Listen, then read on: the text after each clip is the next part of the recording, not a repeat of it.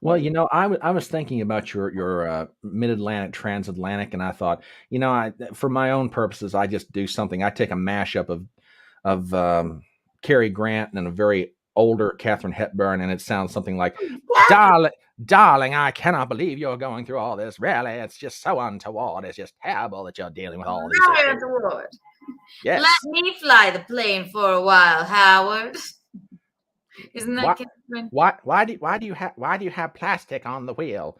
There's a lot of crap. What kind of crap? Crap. Yeah, Catherine Hepburn. The only reason I know it, cool, it's Audrey's mother, correct? No, I don't. I'm not necessarily sure they were ever related, actually, but that's okay. Sure, okay, because I'm not altogether sure. But all I ever think of with Catherine Hepburn, well, Howard Hughes, right? True, very true. They It's dated for a not time. Audrey's mother. No, no. To the best of my knowledge, they are not related. We debunked that tonight. Yes, it's Yes. not Audrey's mother. See, we're learning. Yeah, But I always think of and that. you have been very busy debunking a lot of things lately, from what I've seen on your live streams. But we can Oh, get to that a little later. I had to. Yes, we'll get to it later. Okay, so let's start with the basics. It looks like you have brought quite the posse. You didn't tell me this guy was so goddamn handsome when you. Shit, Gino, you lunatic! Oh, Biscotti. Good Lord, man. Be secure in yourself, damn it. He is handsome. Well, let's start with the base. I mean, I know you have brought the Keanu crowd that tends to swirl around you like moths to the flame. But let's start with the basics for those of you who don't know you. Where were you born? Where did you grow up? Tell us about life in the South. So let's start from there. I was born a small black child. I'm kidding. I was born in Chicago, but I don't claim Chicago because I grew up in South Carolina. My parents moved me there when I was 1, so I was just like a little baby when we moved to South Carolina. Okay, So I'm Southern. They're more like, they still claim Chicago as their place, but I grew up in the South. I grew up in Rock Hill, South Carolina. Okay, which I love.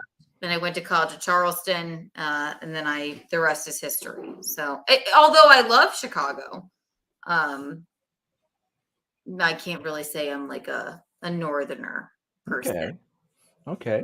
So let's get into that. So let's start with like the high school and sort of things.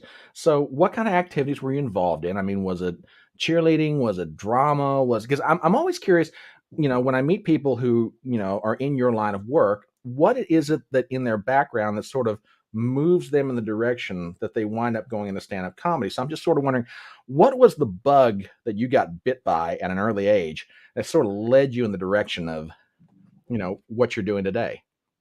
Okay. So I was I hate in high school. Okay, and listen, Okay. I did ballet my whole life. Whatever. I got hit by a car when I was 14, so I had to stop doing that. Maybe 15. Oh. So I had to stop doing ballet, but I was a ballerina, but I wasn't good at it. My best role was the Rat King in the Nutcracker. It was truly my best role. But then in high school, my brother did theater, and I knew I wanted to do it too. Okay. But the other thing is, I hate theater kids. They suck. They're so embarrassing. Why? What is the? I don't know what it is. You'd have to be like a theater kid to know.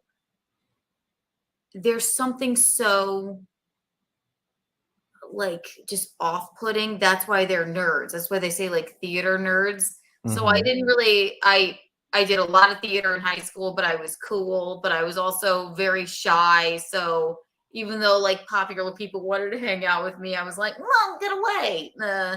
So I like found myself in the theater in high school. A lot of musicals, and I cannot sing. I don't know.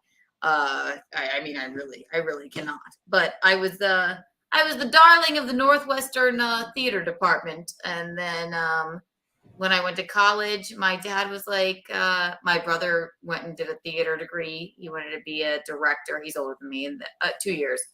And then I was like, I got to go to college too, because it's paid for. We better go. So I wouldn't have gotten through college though if it weren't a theater degree, because what do you do in a theater degree in college? You just like lay on the floor and like breathe, or like think of your worst memory and then try and cry. I'm like, I can, okay, Yeah. fine, but And while you're there, find your motivation. I mean, as you're breathing, think about, you know, motivation. Yeah. And I'm not a good actress. I'm really not. They were now, like, they said I really, really excelled. They were like, you could be in a soap opera. Like that would be, I was like, is that what I have to look forward to? Like, really? I didn't need a degree to know that, man. Like, well, you're telling me I'm not going to get into Juilliard later for grad school? this is you're just destroying all my dreams and hopes and aspirations. Damn Right. it. But then I had a teacher, David Lee Nelson. He was a comic in New York. He opened for Louis C.K., but he happened to be my teacher. I was so in love with him. He moved back to teach because he was an alumni. Okay. And he said, he came over to my house one day with my other buddy. And he said, Keanu, I know you're gonna move to New York with your buddies and stuff. He said, I really think you're pretty, you're smart, you're funny, you're a good writer. You're a really good writer. I think you should try stand up. So when I moved here, I tried stand up the first week. I took a couple classes and I was like, I just never looked back. So he's also dead now. Shout out, rest in peace, David Lee Nelson. But so here we are. So here we are. So the decision to move to New York. So you and your buddy. So was it this kind of like a collective thing? It's like, hey, Keanu, a bunch of us are going to go to New York City. Come on, this is going to be fun. I knew I couldn't stay in Charleston any longer because it's just too much fun. You think Vegas is fun, you think New York is fun. Charleston will Wreck you? it will wreck you. It's too much fun. Really? It's too much fun. There is never a time when you're not drinking or smoking, or it's just a bacchanal of a city. And people don't realize this, but No, it's this is true. the last place I would. I mean, a staid, quiet Southern town Oh down. no, not at all. Not at all.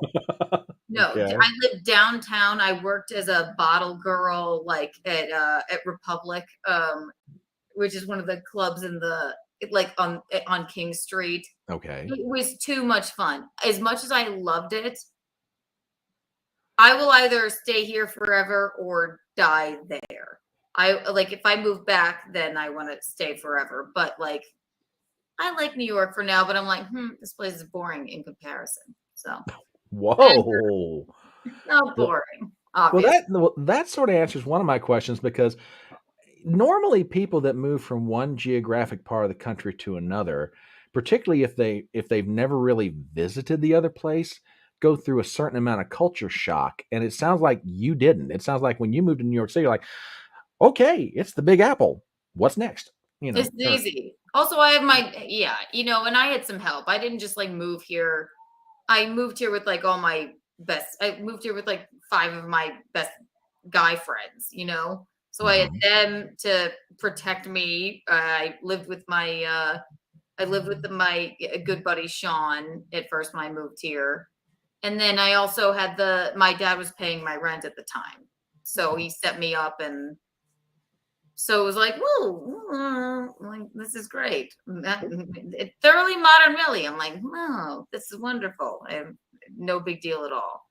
But it would be very difficult to move here, I think, just if you had to just do it completely on your own, for sure. Well, good night. You had to throw that in there, didn't you? Just had to throw that comment in. Good God, man. We're trying to keep this family friendly, for heaven's sake. Jeez. I did. So how long have you lived in New York City now? I was, when did I move here? So at the very end of 2015, and then I was gone for 6 months because I was in eating disorder rehab day camp.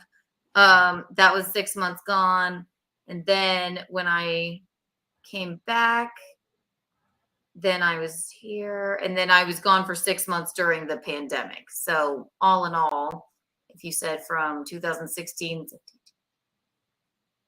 if you said 6 years, that would probably be in total Okay. how long I've Okay. lived here. Yeah. Okay, so you get to New York City, you take some classes, and this is another thing I always find fascinating because there's this fellow that you run around with, Gino James. Visconti, I apologize. I know. Oh, that's his I'm name. teasing. Oh, I've heard of the fellow. I've heard of him. But he made a comment. He, Chrissy Mayer, all of y'all. Wait, I was teasing. Really, not Gino. Who were you talking about? Well, I see. I was you kind of cut me off before the punchline because I was going to go James, George, Johnny, Oh yeah, Gino, that guy. Yeah, that's the ticket. But Oh, that's all right. so Just you were talking about him. Okay. short circuit the joke. That's okay. I apologize. No, no, no. You're all right. You were not being untoward.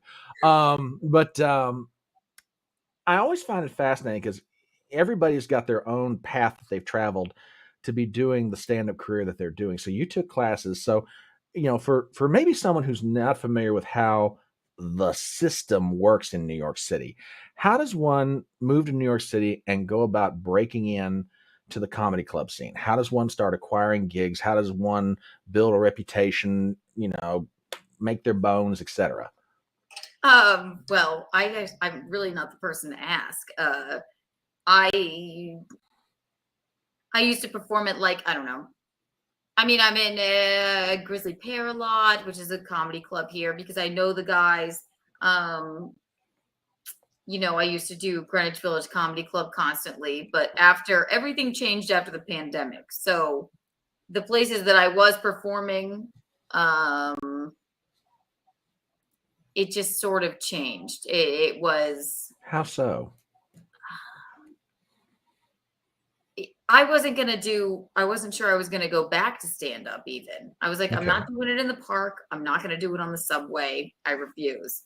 So Okay. when it opened up, I was reluctant to get the vaccine because it's nothing against the vaccine. It just terrifies me. I don't even want to take a vitamin. All I eat is Sure. Sour Patch Kids and like I don't even want to take an Advil normally. So uh I waited a long time, but then I was like, I have to get it. I mean, I had to get it. But in between the shots, I got COVID actually, and I was performing it a lot at a place called, and I still perform there constantly. Okay. Shout out, it's a comedy club. It's the Speakeasy Comedy Club that's run by Sheba Mason, daughter of Jackie Mason. Three Monkeys Oh, in Midtown. Yeah. I host there like a lot, and I was performing there a lot, but it was just like a really skittish time when I came back. So I got COVID in between the jabs, mhm, and then when I went back to like for example, like a Greenwich Village Comedy Club, mhm.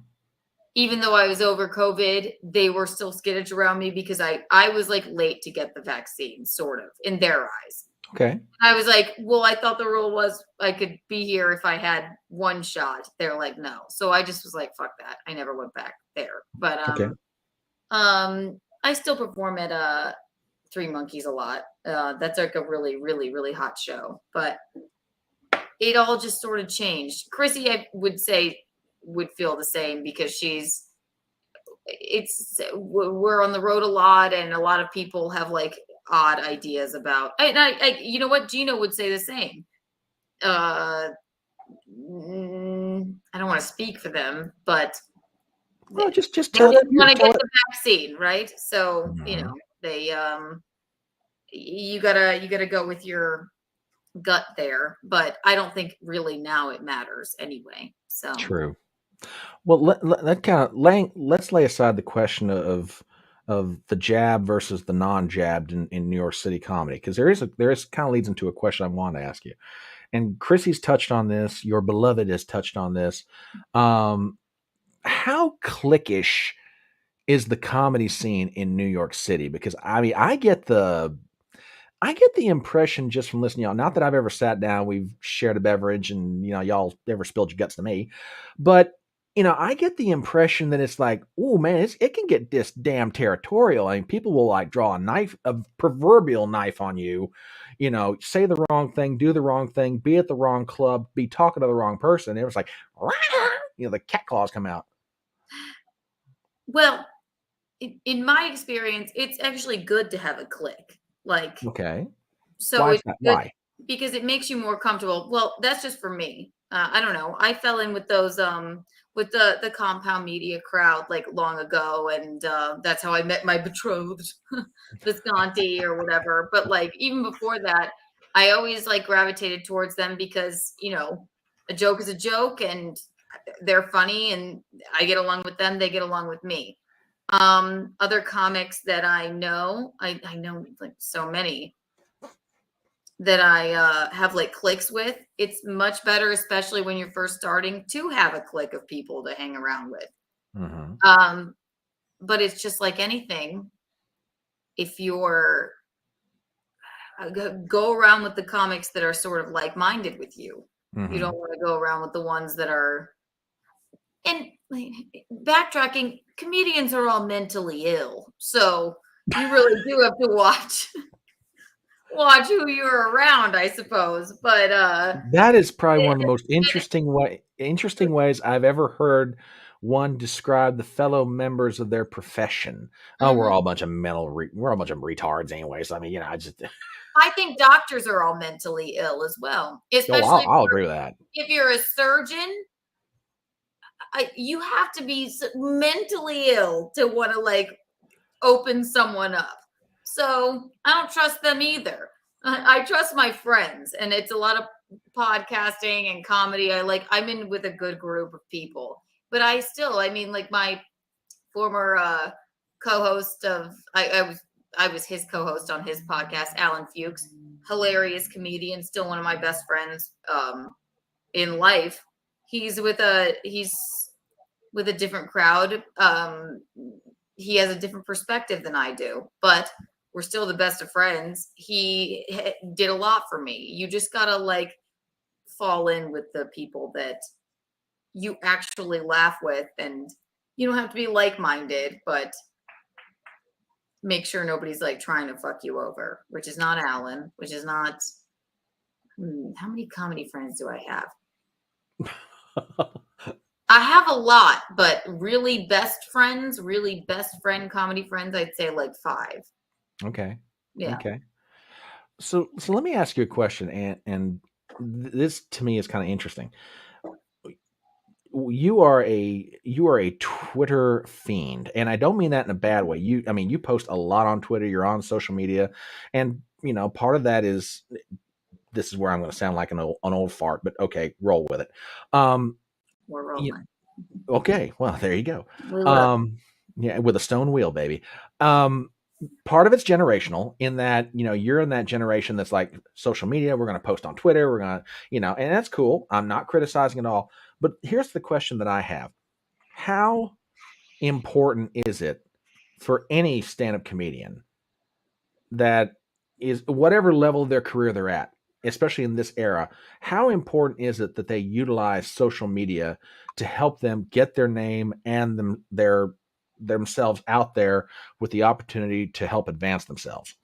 Oh, it's everything. You have to have a social media presence. I don't even have that many followers.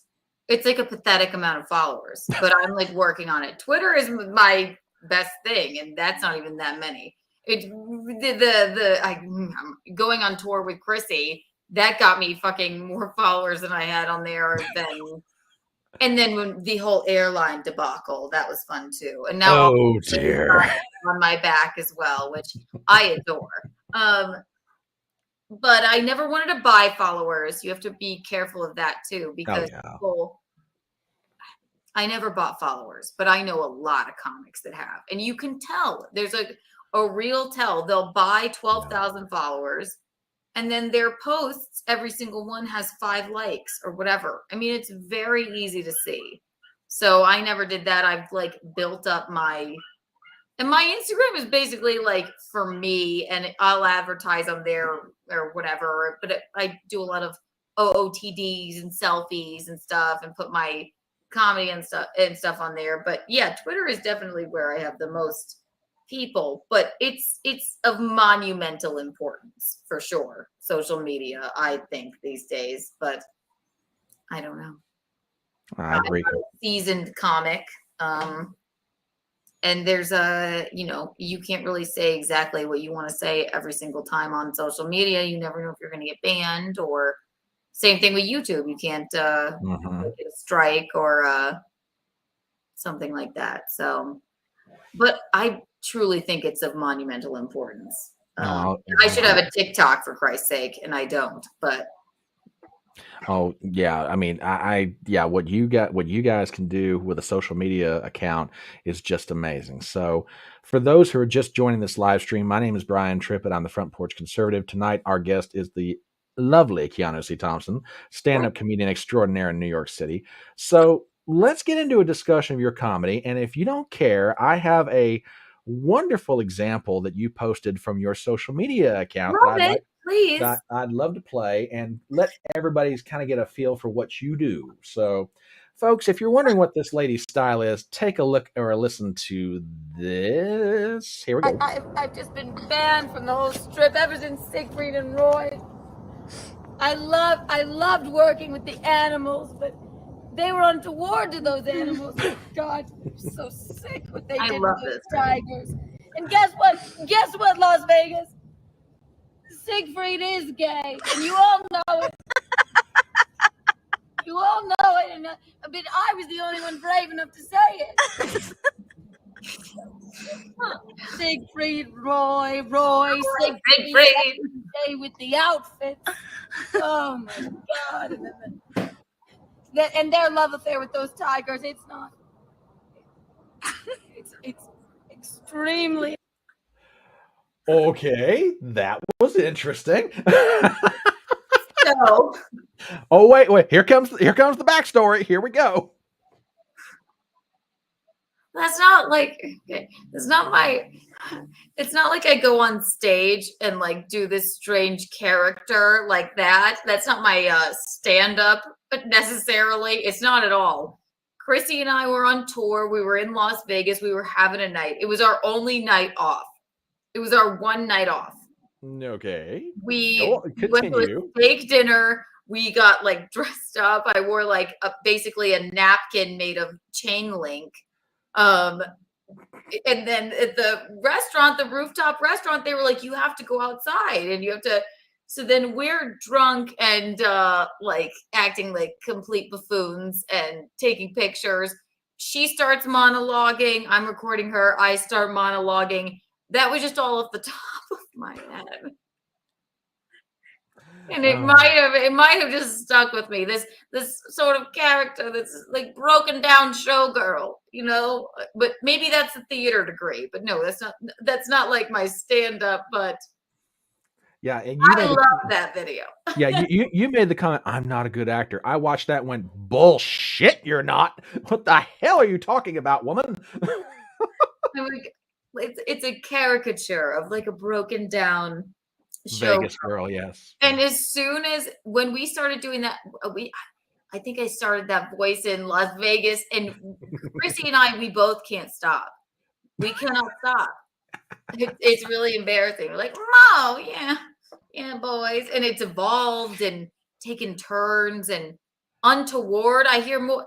I've been saying untoward for like 6 months, and it has caught the fuck on. Oh yeah. Oh my God. Oh yeah. I mean, because when I was trying to figure out how to do the intro, I'm like, okay, I gotta sneak that in. I gotta sneak good aesthetic in. We gotta work those two elements in because this is what this chick's getting known for. We gotta throw it in. So let me. All right, you talk about that was off the top of your head. So like when you're working on material, and obviously everyone in your profession is different, but where do you go to draw your inspiration? Or is it kind of one of those situations where, it's kind of like the old Chicago song, I was walking down the street one day and, you see something and it just strikes you funny. After a cow kicked over a lantern. Yeah. Yeah, pretty much. Yeah, it's kind of one of those deals. You're walking along, you see something, and it's like, oh my God, that's absolutely hysterical. And the more you keep walking and the more you keep thinking, you're more like, yeah, we need this. This needs to be talked about. This needs to be doing something with. So where do you go to start that process in your head? Mm, I my stand up, I talk about me and my family, and I very rarely, I have one joke, I have one very untoward joke apparently. Uh it's all like personal experiences. I'm not Jerry Seinfeld. I'm not gonna be like, Okay. "Ooh, well, airplane food," or like, look at this guy, or what's the deal with this. I basically take funny experiences from my life and punch them up with jokes, Okay. if that makes sense. It does. Um, and and then I have some sort some like I have a gender reveal party joke. Okay, that it is either hit or miss. It is either people are coming at me with pitchforks, or people are applauding me standing and laughing. That's the one I think I have that's like commenting on something that's not nothing to do with me. But basically the rest of my set, it comes from personal experience and making that funny. Like there's a story arc and jokes in between. Okay. That's the kind of comic I am. But and I revere those comics that can just look at something and say, why is this a thing? Uh, Hmm. but that's not the kind of comic I am on stage. If I on a podcast, I could do that. But Okay. yeah. Okay. So, because you kind of swerved into something that I would every time I interview a comic, I want to ask them this question. So thank you. You just reminded me of it. Please do. Um, well, you're more than a pretty face. What can we say? Um, Stand-up comedy to me, from the outside looking in, has to be one of the most terrifying professions that you could ever get into. And here's why I'm saying that. Because there you are, you walk up on a stand-up stage, there's you, there's a microphone, there's a crowd, there's a spotlight. If your joke lands, you're a hero. If it bombs, Mhm. Kill so yourself. yeah. So what does one do to get over that? Or it's just one of those things where, you know what, by God, I'm going to get out there enough and I'm just going to get so used to it. It's like, screw it. I can deal with it. I have been doing it for so long, seemingly, which isn't a long time in stand-up years, actually. But I'm more comfortable on stage than I am like I'm like an awkward like piece of shit like in real life. I'm like Oh, you're doing fine. no, like podcasts I can do, like where I'm comfortable, but like if I'm just having a normal human interaction, that's what makes me nervous. Getting up on a stage and telling jokes I know I love, easy peasy. If I'm trying something out, uh, it's nerve wracking, but there's no better feeling than something working. But I've also had people like, oh fuck, you're a piece of shit. How dare you say that? And to be a better comic, I need to like have a thicker skin with that. I'm thinking of actually just one instance that's sticking in my brain. That doesn't normally happen. I host a lot. So Hmm. I do a set and I'm in between every single comic. Sure. So I'm like quick on my feet. Like I can fuck with people like no other. But like if I were standing there with them after, it might be a little bit different. But how do you deal with the first question was, what was it? How do we get here? Uh, No, yeah, you're going to find out if you talk with me long enough. I'll wind the no, no, road, but we'll no. get to the We spot. started with how do you like, How do you get over what may be the fear of, oh my God, I can't do this. I'm going to walk up here. I'm going to land one joke. It's going to oh, bomb and it ruins the whole damn set. Oh no, it won't. Well, I know how to dig myself out of a hole. So because I've been doing comedy, but also I was a theater major, so I know what lights look like, and you know, audience reaction, sort of. I mean, I was always sort of I was the Lucille Ball of College of Charleston. But so I knew all that. That kind of gave me like a little bit of a. There's a comic. I'll bring him up. He's fantastic. Gianmarco Ceresi. I think I've heard the name. You know him? He was on. I think he did Fallon not too long ago. He's a theater guy too, and he's also very funny. Most theater people not funny in the slightest. They're horrifying. Just jettison them from your friend group if you're a theater person, because they're just so embarrassing. But he is funny and smart and eloquent, and he has that sort of stage presence that comes from like being in the theater. Sure. But that if just because you like theater doesn't mean that just because you were a theater major doesn't mean you're going to be good at stand-up. They told me I could only do soap opera, but also you're a great writer. Maybe you should try stand-up like a lowly freak, and you're also clearly damaged. So why don't you go tell about your damage on stage? So you take things from another. But Gianmarco, I think, he's smart, funny, good writer, eloquent, the kind of theater person that it's the only way I can describe it. He it's a stage presence. So even though, which all of his jokes are funny, he's very, very smart, and he's the hardest working person I've ever seen. Even if something bombs, which it doesn't typically, he knows how to get out of it, or just move on from it. So let me ask you a question. You're backstage, you're kind of peeking out, seeing who's in the seats. Do you have an instinct for what you know? It's like, this is going to be a fun crowd, or is it kind of like, I'm not going to know till I walk up there and like, start in, or let me take it one step further. How do you know you got a good crowd? And for you, what makes a good crowd? It depends. Okay, so like on the road or not, like we had so many sold out shows, and they're there to see you, right? Not me. They're there to see, the three, me, Lila, Chrissy, mostly Lila, and then I'm like, oh, hey, it's me, Dylan Mulvaney. Oh, stop it. But so those are gonna be, it's like falling out of a boat and hitting water. Gino, that's what he said. I remember when we did Orlando with at the Content House, we did the Orlando Improv. It was, I mean, there was no way you couldn't do well there. If I'm like hosting at Three Monkeys and it's like, here's some chicks that look like they don't want to be here. Here's a group of people that like got, I don't know, barked up into the room. They don't want to be here. Here's two comedy fans. Here's something. Then it's a little touch and go. It's but a little sketchy. Yeah. You either, in that situation, you better hit the highlights, the stuff that works, or fuck it, try some new stuff and see what happens. And then, but you always have to have like something that can like dig you out of a hole. You know what I mean? You don't just you don't pull a Chad Zumach and just start calling people the C word. That's never the way to go. Chad who? Who's no one. Oh, exactly. Oh.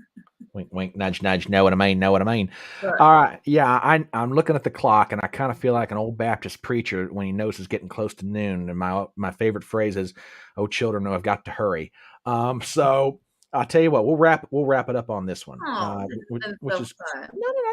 No, we're having a load of fun, and you are definitely coming back, my love. I mean, anytime you want. I'm sorry for scheduling. No. I get it. You're in demand. You're Miss Worldwide. It's cool. It's all good. So we'll wrap it up on a combination question. All right. When you walk off stage, you're like, yeah. So I guess part one, how do you know you've had a really good night on stage? And two, your career is in its, I won't say infancy, but let's just say it's adolescence. How long do you anticipate doing stand-up? And are there other things that you want to branch into? I'll do it until I die for sure. But I also like I do. Don't wind up looking like Barry Ribs, for God's sake, please. Just no, don't look like Barry Well, Ribs. I mean, if I reached that point and I didn't have like a little bit of a modicum of success, then no, I wouldn't be traveling around with a suitcase or anything, trying to like peddle my jokes to people. But I love stand up. I love the combination of big Howard Stern fan, so I've always loved podcasting. I've always loved being a compound. I've always loved doing my show. It wasn't my show; it was Alan's show. I was the co-host on The Weekend Sex for years. I've always loved that. That in tandem with stand up, I'll do it forever. Whatever it brings me. Now it's like, monetarily not doing so bad. I'm Keanu Cast, I just started, obviously, which I would love to have you as a panelist on. So I think stand up in tandem with some sort of live streaming, sort of podcasting thing. I think I could do that for years and years to come. So, but no, I'm not really doing the club game. If they want me at a club or somewhere in New York, fine, but I'm not gonna like bust my ass running around to places that if you want me there, I'll be there. If not, then I don't care. So I'd say for years and years to come. Visconti will be long dead by then. But well, that's a question of whether his liver's going to hold up, for heaven's sake. I mean, good God. And no, if you would love me to if you want me on Keanu Cast, I would be honored to come on. So you just let me know. Come on.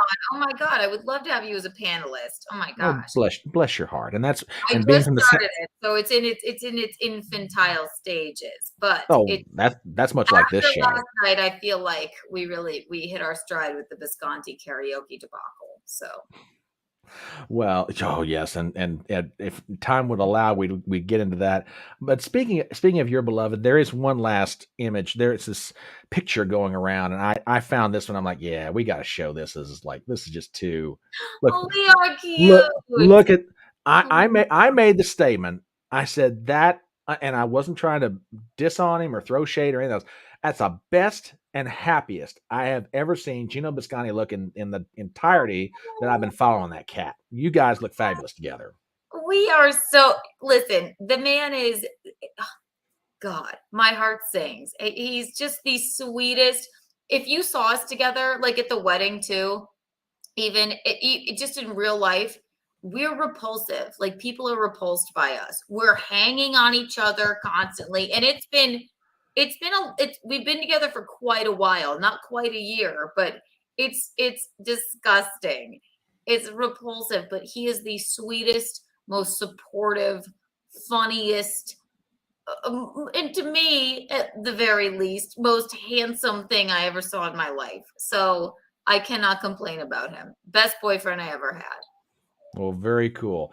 All right, so we got to wrap this up because you are sashaying over to another live stream. Yeah. All right, so if people want to find you, if people want to follow you, if people want to keep up with your work and everything you're doing, give the coordinates. Where are you at? Tell everybody. So just Keanu C Thompson, Twitter, Instagram. You can find you can just go to my link tree. Then you can find Keanu Cast on YouTube. But if you just go to my Instagram, click my link tree, you can find Keanu Cast there. It's live at 6 every Wednesday. And I look forward to having you as a guest, my friend. Just let me know when you want to do it, dear. I'll be happy to come on. So, all right, folks, again, this is the Front Porch Conservative. I have the lovely Keanu C. Thompson. We've got to let her go because she's got to stroll over to another live cast. Keanu, stick around for a second. We'll save some proper goodbyes. Everybody, thank you very much. Next week, I am going to have on Chattin on the Front Porch Culture Casino. So keep your eyes open for advertisements about that. Again, thank you very much for stopping by. Please subscribe to her YouTube channel. Please subscribe to mine. They're on YouTube. They're on Rumble. Thank you very much. God bless you guys. Have a good night.